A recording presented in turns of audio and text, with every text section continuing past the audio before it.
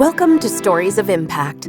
I'm your host, Tavia Gilbert, and along with journalist Richard Sergey, every first and third Tuesday of the month, we share conversations about the art and science of human flourishing. Today, we're back with Richard's fascinating interview with Lord Martin Rees, the UK's Astronomer Royal and the co-founder of the Centre for Existential Risk at the University of Cambridge. Joining them in conversation are two of the centre's research associates, nuclear war expert Dr. Paul Ingram and geohazards and geo-communications scholar Dr. Lara Mani. They discuss the centre's research around potential risks to civilization and life on Earth as we know it, from nuclear weapons to pandemics to natural disasters. And perhaps most importantly, they share what gives them a sense of hope for the future of humanity and for the planet. Here's Richard.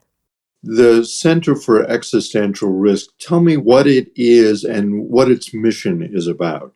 Well, it was founded about 10 years ago, and its main mission really is to try and understand and, if possible, alleviate the new class of risks, which stems from the fact that the world is more interconnected and nations and individuals are more empowered by new technology. And so for the first time, there's a serious threat of global catastrophes of new kinds caused by humans collectively, like climate change, or by a small number of humans by misapplying bio or cyber. And there's a whole range of technologies, and we want to try and understand them in the hope of doing something to mitigate them. Paul, from your perspective, you're looking at climate, you're looking at technological issues. Give me the panoply of issues that the center looks at. Yes, certainly. So we're looking at hazards that include emerging technologies, but also technologies that have been with us for a little while, like nuclear weapons, biological weapons, and the pandemics that we've seen recently.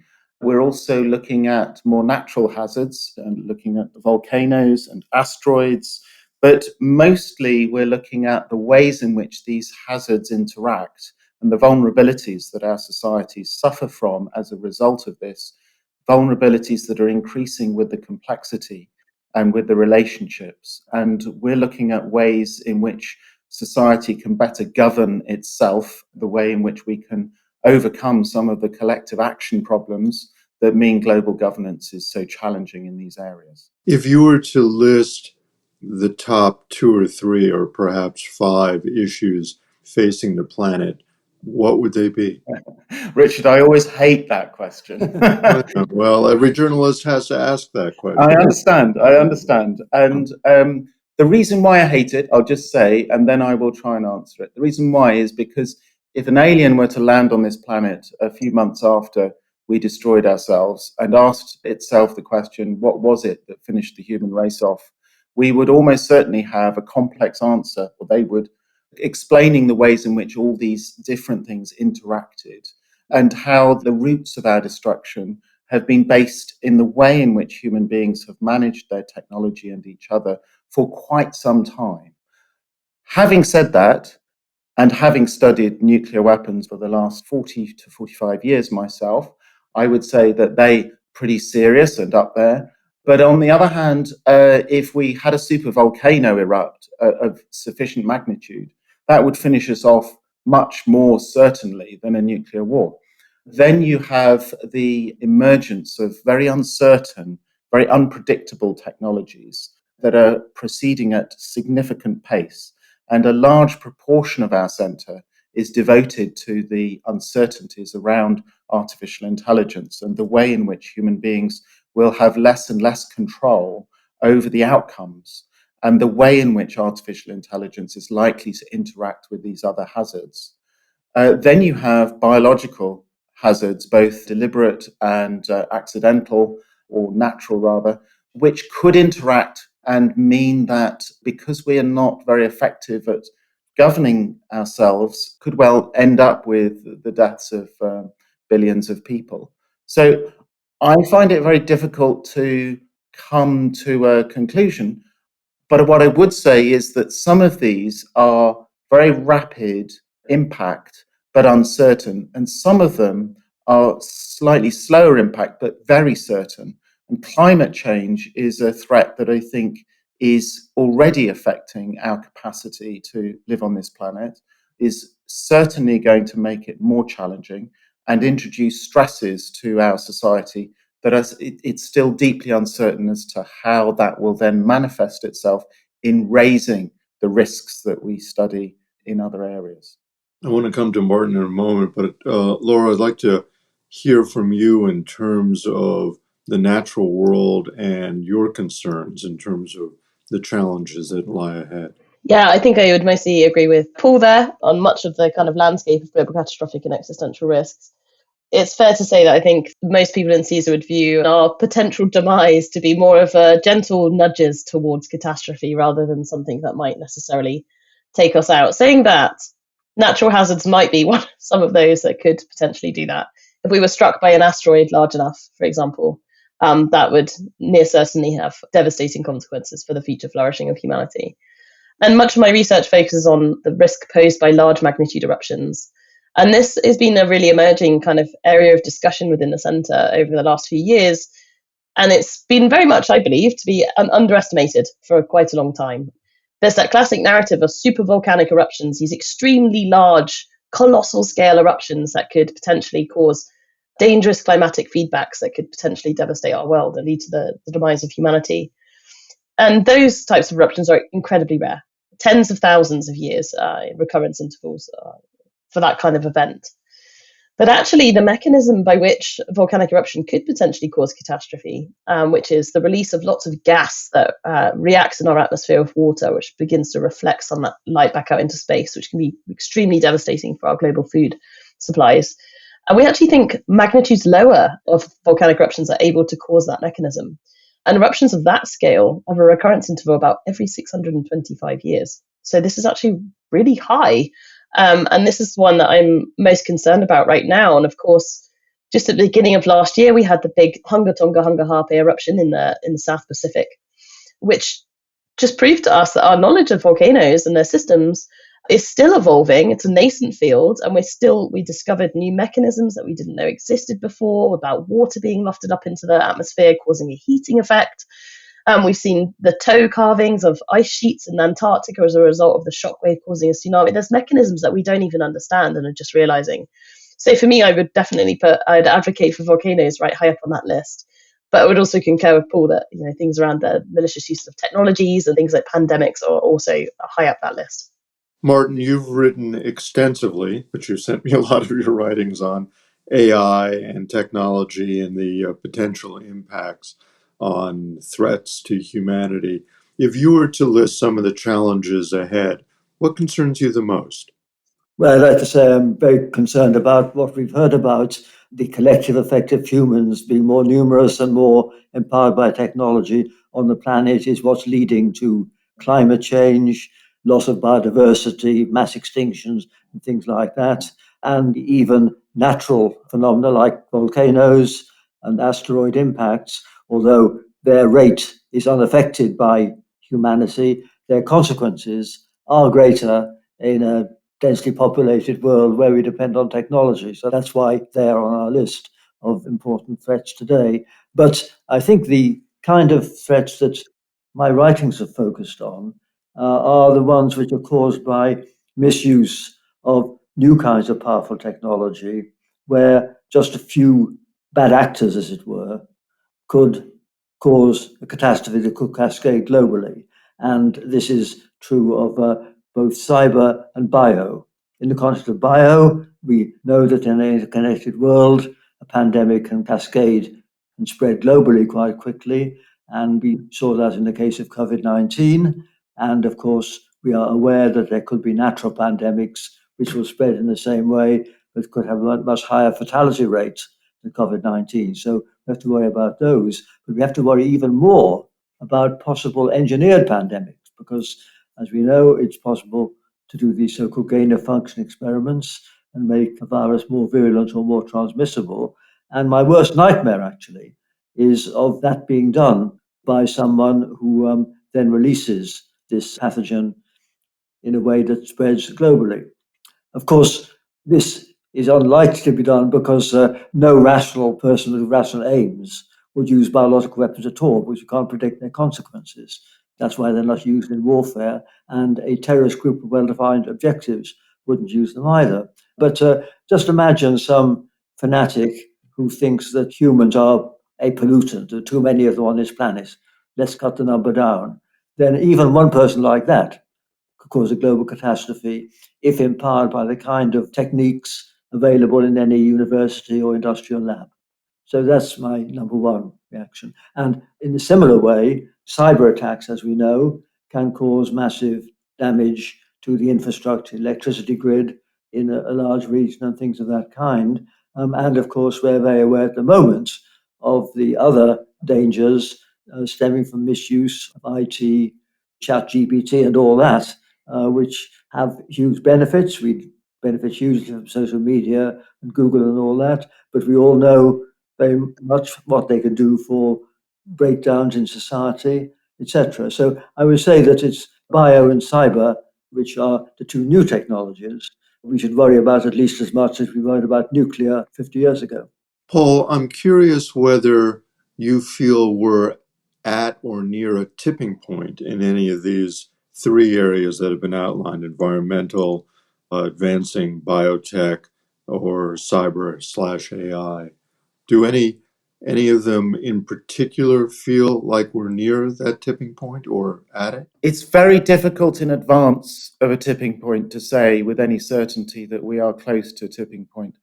What I would prefer to say is that the speed of change is clearly rapid and accelerating. And I think even those who have a great deal of focus and expertise in the machine learning enterprise have been astonished at how fast this progress has been in the last few months and years. What previously we thought would take 10 years appears to have taken less than 2 years. And so it's incredibly difficult to judge in advance where the world will be sitting with regards to artificial intelligence in 2 or 3 years from now, making the life of the science fiction writer extremely difficult, but certainly making the life of any planners and people interested in resilience extremely challenging.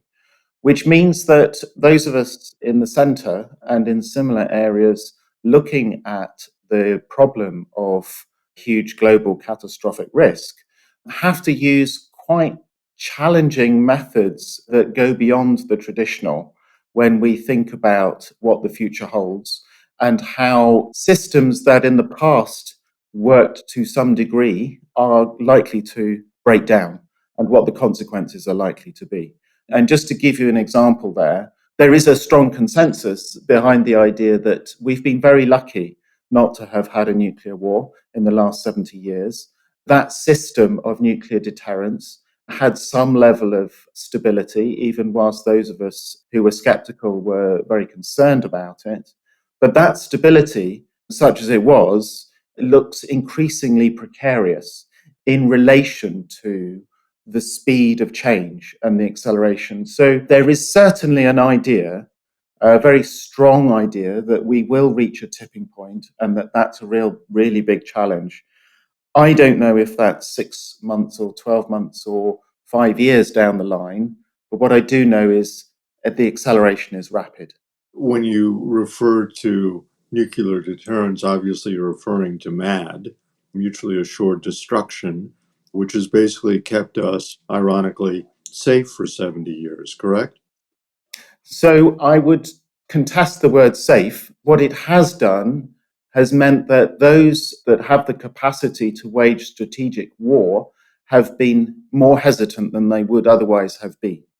But this is not a safe system, and it's becoming, I would posit, increasingly unsafe for the various reasons we're talking about.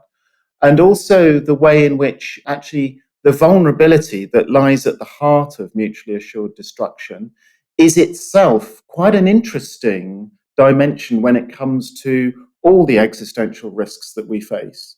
It's very important as we look at the ways in which global governance can be improved to recognize at the very first level that we are mutually vulnerable.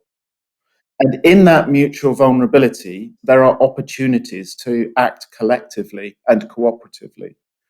But the vulnerability at the heart of mutually assured destruction can only get worse if we go further and further away from systems that have significant control over the problems we face.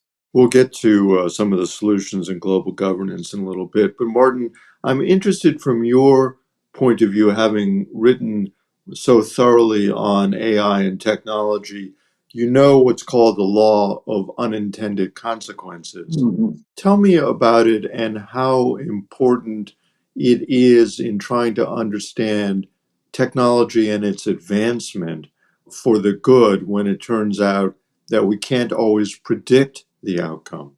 Well, I think cascading consequences are important. If we take the recent pandemic, it was clearly a medical problem, but certainly in this country, and I think in yours, it had a big consequence for schools and education, a whole generation of kids. So that's an example of where different segments of society, different parts of government had to be engaged in an emergency plan. And so that's going to be true, I think, of any global catastrophe. And going back to what Paul was saying about nuclear disasters, then the reason a catastrophe could be even worse would be if the world's food supplies get disrupted. And so it could be that starvation is more of a problem than the original explosions and their immediate fallout consequences. So I think that's a concern, the unintended consequences. And of course, in the context of biological developments, I use the phrase bioerror or bioterror.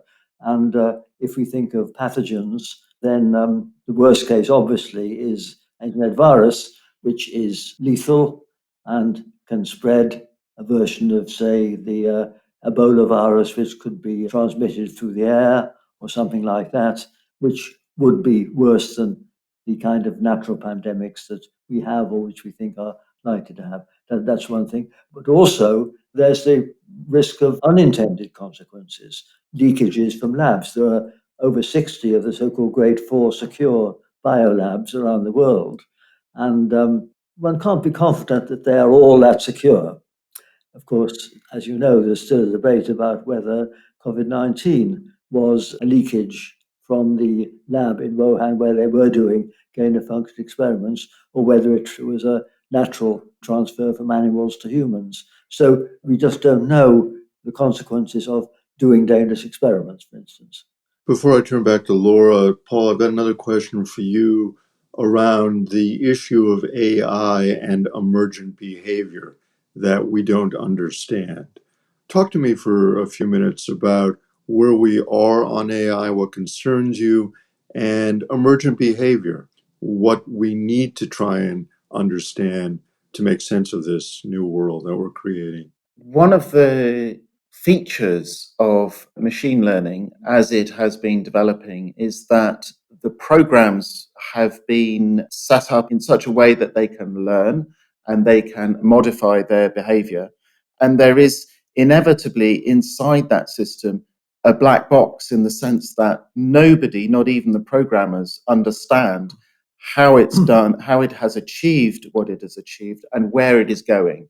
An example of this is in the large language models that we've seen in their latest iterations this year, where there has been some apparent development in the way that they have returned answers that seem to go beyond the capacity that the original programmers believed it had.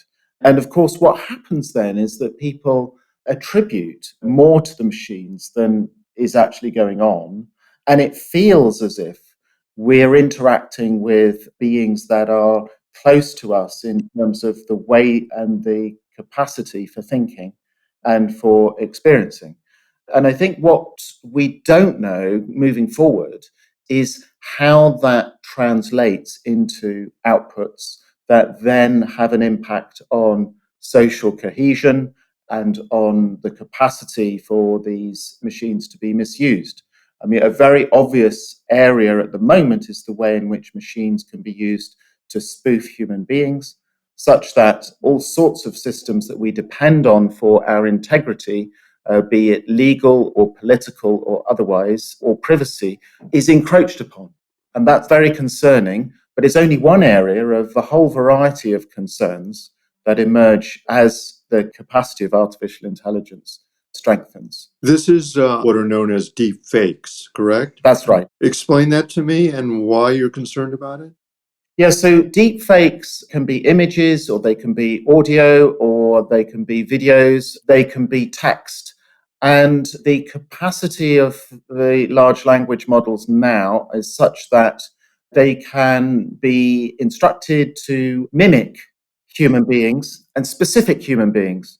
So it's possible now for somebody to ask a large language model to interrogate the historical writings of an individual and then come up with text that is impossible to distinguish between the actual writings of that individual and the machine, such that one's spouse, for example, could be imitated and you would then respond to their email believing it was their email.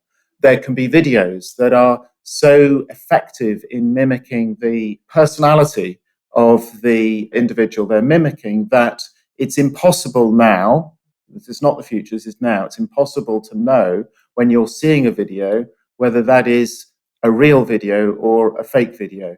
So it means that all the ways in which we have used evidence to assess reality is now up for grabs. It means that reality is very difficult to verify. If I could add just to this, we don't know what's going on inside the machine, and it can have apparent insights which are beyond a human. The first case of this was the famous AlphaGo computer, which beat the world champion in Go by making a move that baffled all the experts, but turned out to be clever, but one they'd never thought of.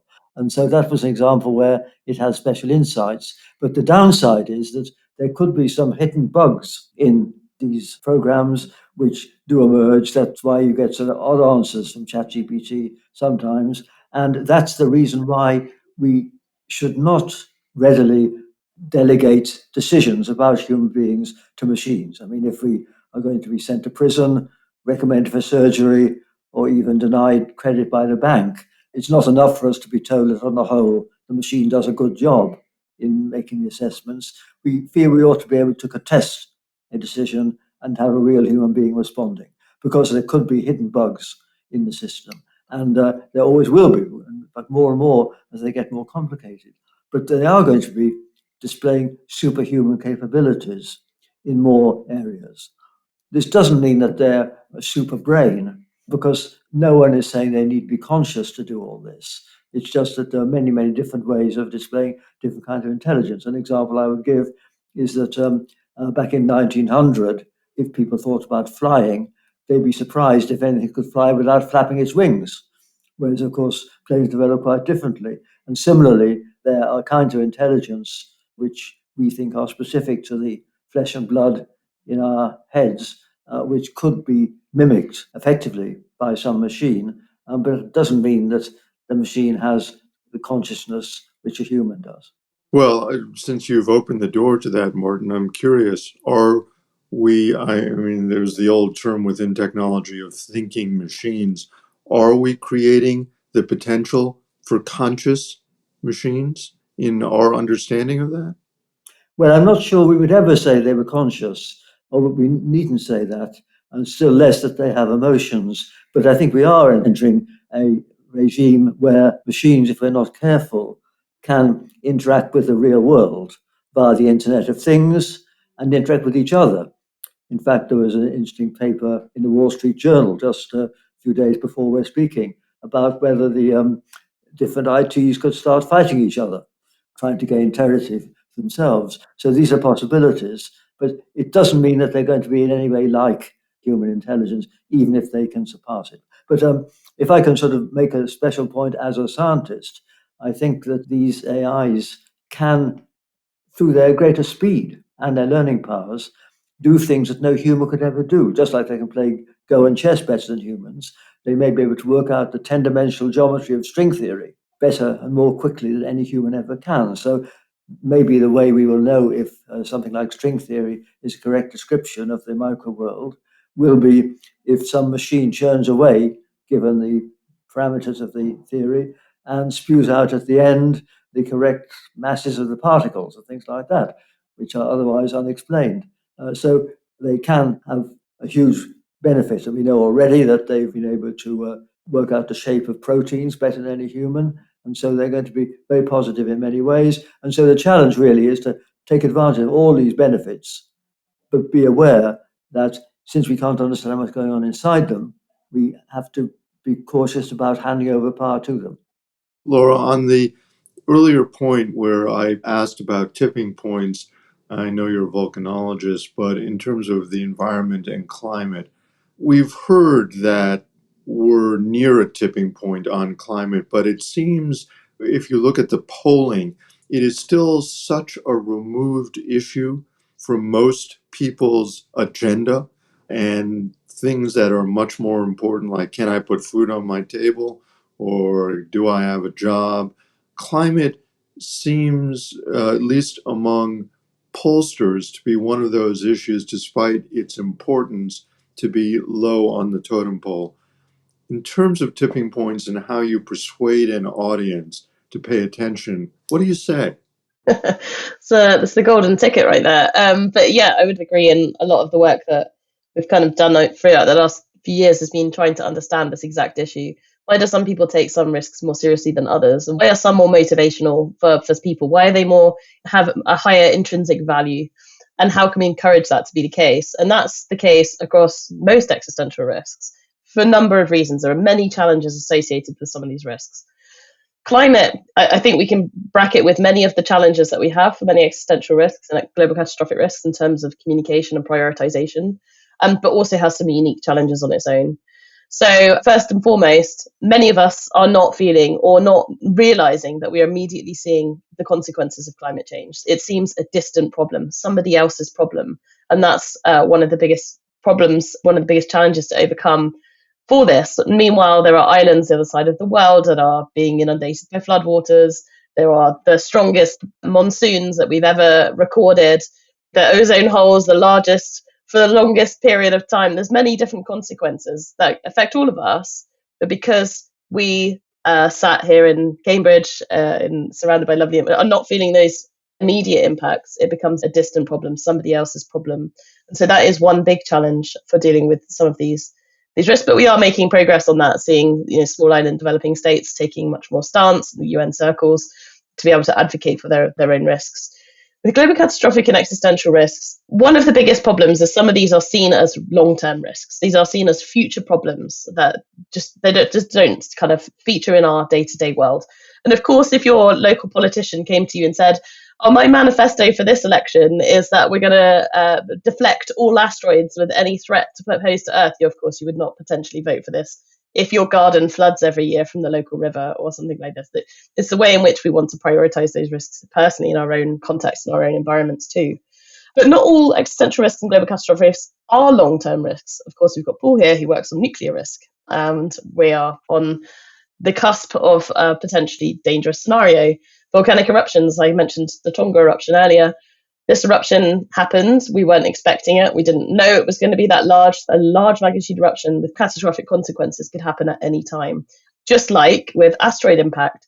Yes, we have excellent surveillance, but we still have a large portion of the sky that we are unable to look at because it points towards the sun, and therefore we're not able to see many of the objects. And it could just come from there. There could be a threat that emerges that we didn't see before, and suddenly we may have a very short window of time to kind of think about those risks. So some of these are more pressing than others may think. Some of the other challenges as well is around how we prioritize risks in our own world. And one thing I like to talk about a lot in my research is the kind of emotional kind of value that some of these risks have. So one of the analogies I like to use quite often is we were all really emotionally affected by the images of the turtle with the plastic straw up its nose, about microplastics in our oceans. And microplastics have had massive traction in the aftermath of this and banned. It was incredible to see that kind of pace of having many microplastics kind of banned from single-use plastics and things like this. But no one's talking about the unseen risk, which is plastics in our ocean leach chemicals and compounds into our natural environments, which affect our ecosystems. We're seeing pods of dolphins and whales that are infertile because of PCBs that are long lasting in our environments, staying there in that supply chain. And there's this disengagement between understanding what actually some of these risks are, because they're unseen risks. It's very difficult for people to visualize what the risk of an AI might be, or these kind of approaches. So it's a very complex issue to kind of overcome, and understanding how we can effectively talk about these risks and motivate people to kind of take them quite seriously and switch from that kind of extrinsic motivations to intrinsic motivations. But it's very much around building awareness, first of all. But a lot of this kind of starts with governance and policy level, and trying to get those issues onto tables somewhere and trying to get that taken quite seriously. If I could add a very short footnote to that, it's certainly true that in order to make people care about the oceans or the environment, scientists can campaign, but we need charismatic influences. And I'd like to give an example of two. The papal encyclical of 2014 was the first time a pope had said that humans have a duty to the rest of creation rather than just having dominion over it. And he has 1 billion followers, and that made a big difference to the 40 consensus at the 2015 climate conference. And it's been our secular Pope, David Attenborough, who has done more than anyone else to alert people to the problems of ocean pollution and that sort of thing through his films showing, for instance, albatross returned to its nest and coughing up for its young, not the longed for food, but a few bits of plastic. That was an image which raised public perception of the risk of ocean pollution, just like the polar bear and a melting ice floe was an iconic image for climate change. And so if we can persuade the public to care by using these global influences, then, of course, the politicians will take care if they know they'll gain and not lose votes by making these long-term decisions. Paul, you run a multidisciplinary team of folks at the center. Last time I did these interviews, I spoke to your noted philosopher, Hugh Price, who was looking at the morals and ethics of existential risk. Talk to me for a moment about values and ethics and morals and how they play into trying to understand risk. The important thing, I think, around this is to recognize that the relationship that we have to these risks and the relationship that we have to each other is part of what defines us as human beings.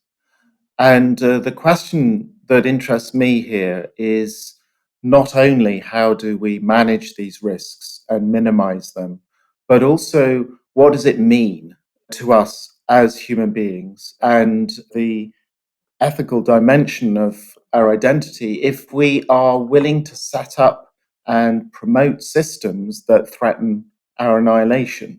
It seems to me to undermine our sense of who we are and what a life well lived is, both individually and collectively. So if I can speak personally for a second, having the opportunity to work on these risks and to be considering how best we respond to them and reduce them gives me a sense of purpose and meaning.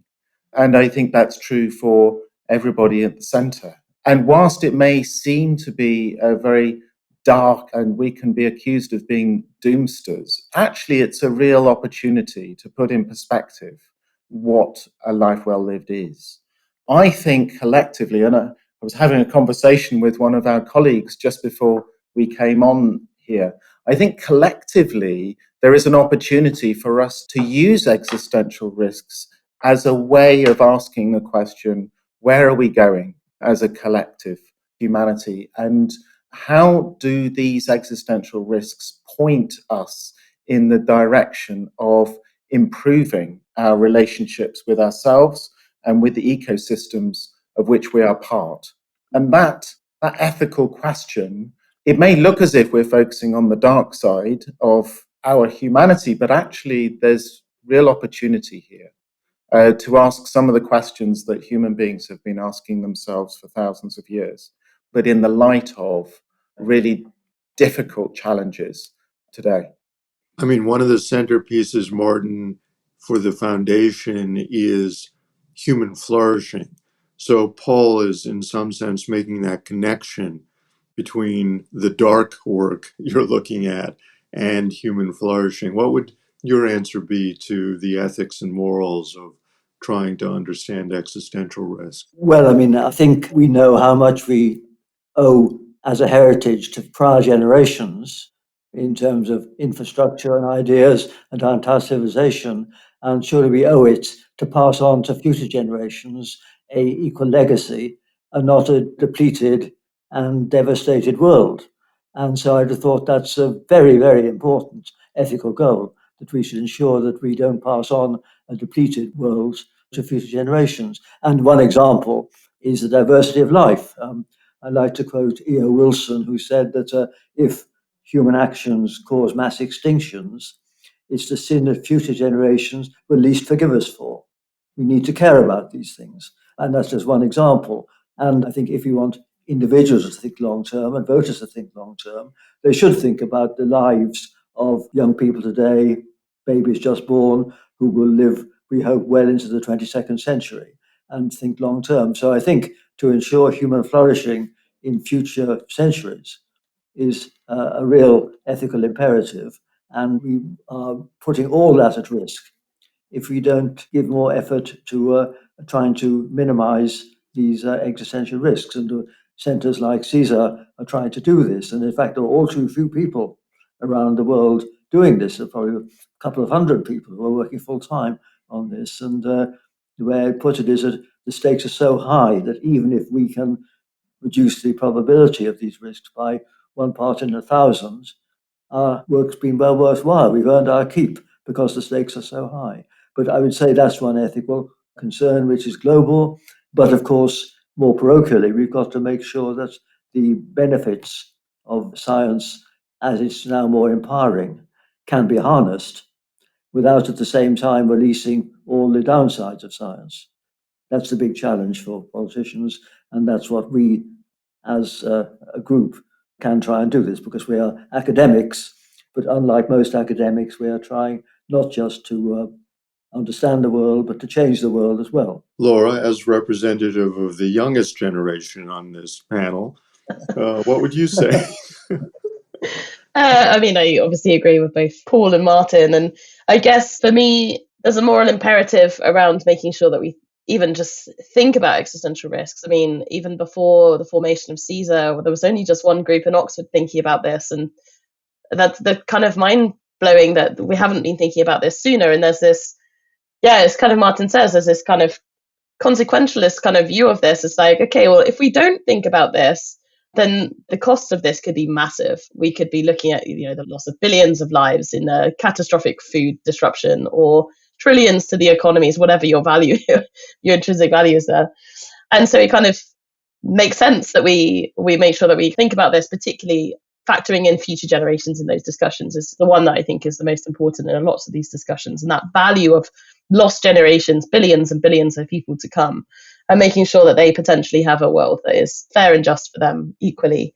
And we thought about this a little bit even in the space of the volcanic risk thing, the research that we've been doing, and thinking about a lot of the way we talk about that risk, for example, is what could we do if something like this happened?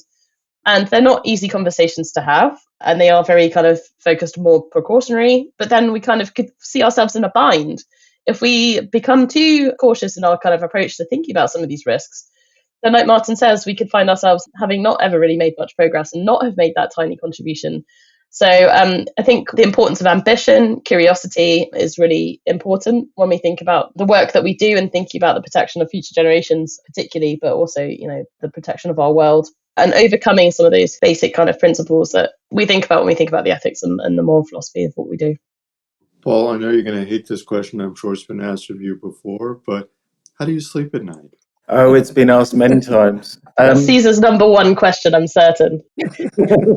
It is fascinating, because I can imagine that if you don't think about these things very often and then you suddenly face them, that you imagine losing sleep. I've been thinking about nuclear weapons and nuclear war for 40 years, and I think I can count on one hand the number of nights that I've lost sleep.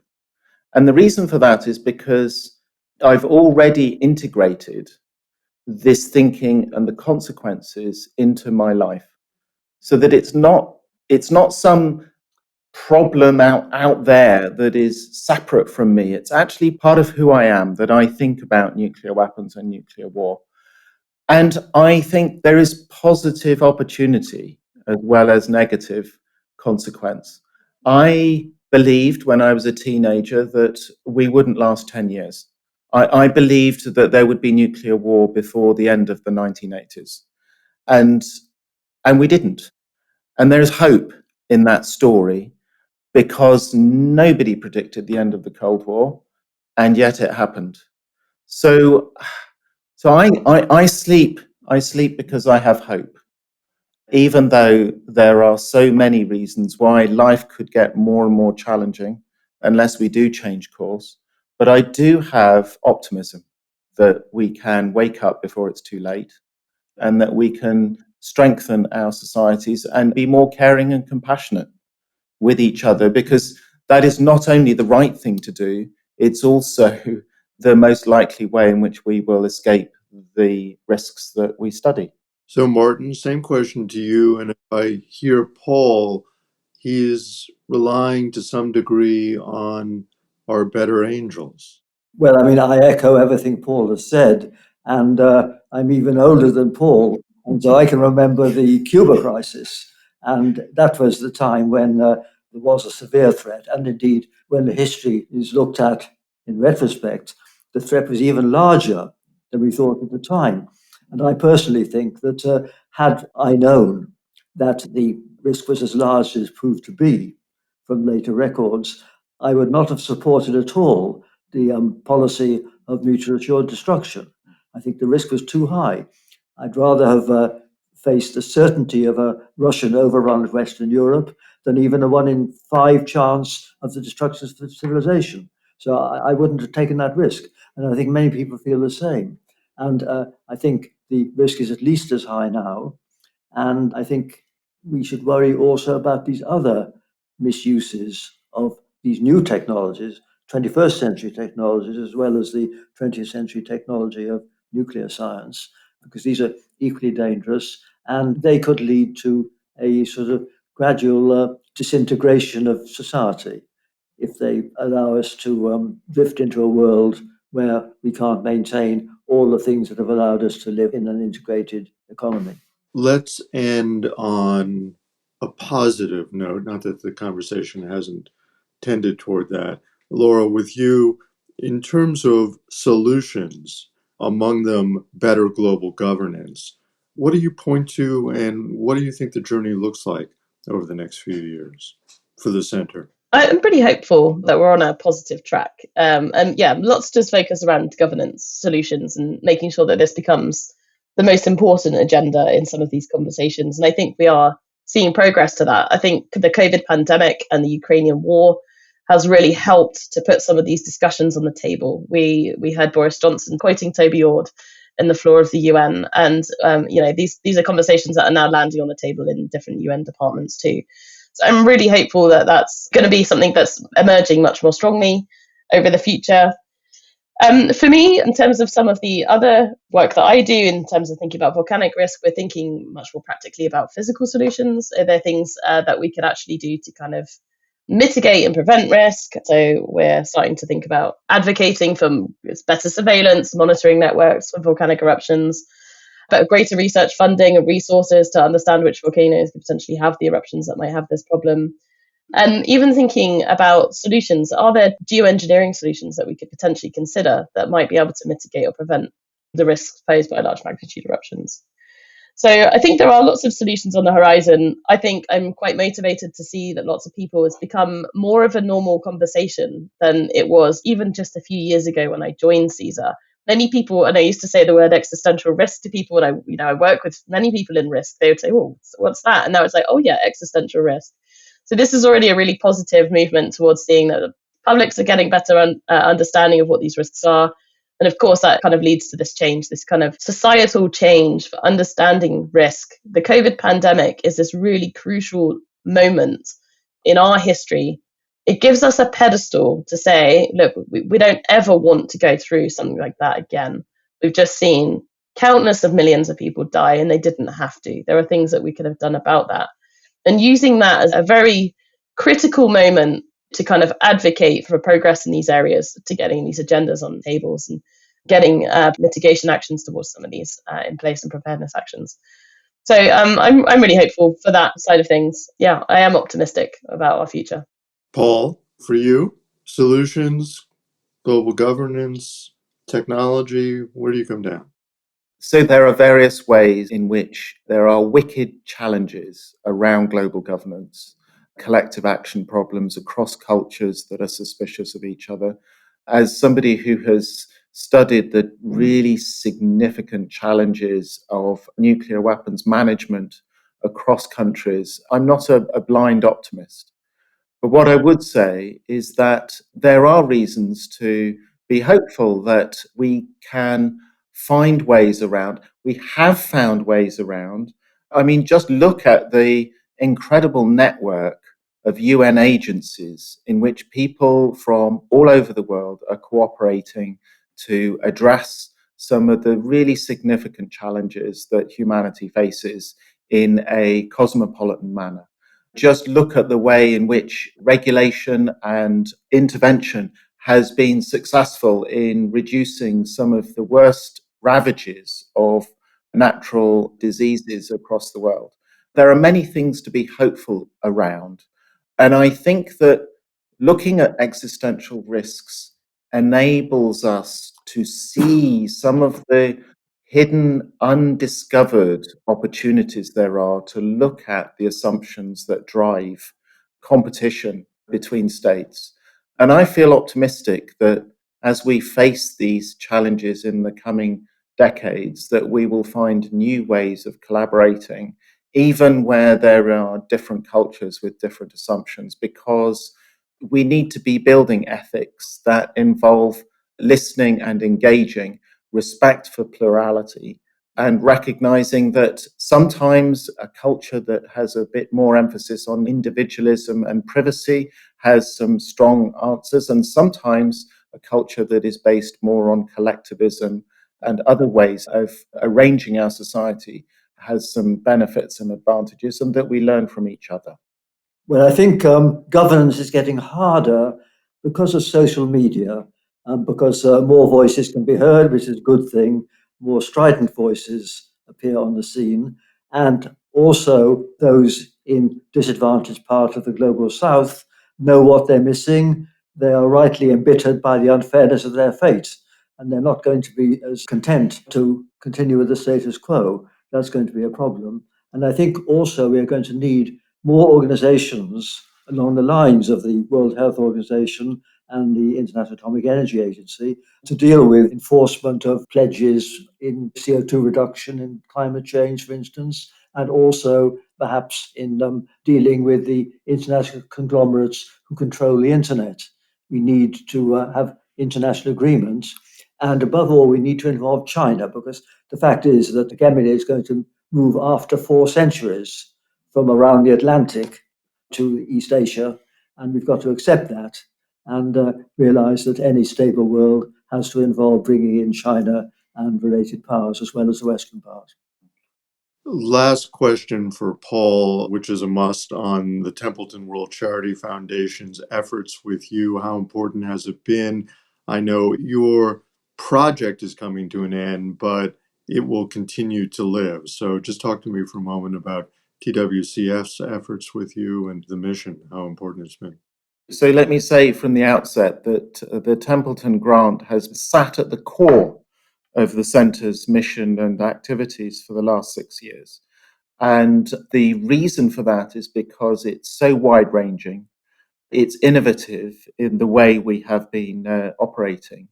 We've been looking at things that go beyond the traditional academic, such as Lara's work on communications and the science policy interface, as well as methods that are on the cutting edge of scientific progress, such as foresight work, which in the past has been rather underdeveloped. And Templeton's funds have enabled us to operate within these areas in ways that will absolutely continue strongly, because we have discovered the importance and reinforced the importance of these approaches. So we are extremely grateful to Templeton and recognise that Templeton's contribution to the centre will have years of legacy to it. Not only the individuals and their methods will continue and develop, but the centre itself and the way in which we collaborate with others has been hugely impacted by the grant. Excellent. You've been incredibly gracious with your time. It's been a wonderful conversation. I have only 600 more questions to ask, but I'm not going to.